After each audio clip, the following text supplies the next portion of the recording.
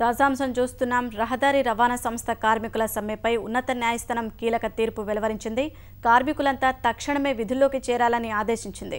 రెండు రాష్ట్రాల్లోనూ నిషేధమున్న సమయంలో సమ్మె చేయడం అత్యవసర సేవలకు భంగం కలిగించినట్లేనని వ్యాఖ్యానించింది. తెదేపా నేత సీఎల్ వెంకట్రావు వేసిన హౌస్ మోషన్ అర్జీపై ఉన్నత న్యాయస్థానం విచారణ జరిపింది. తదుపరి విచారణను ఈ నెల 12కు వాయిదా వేసింది.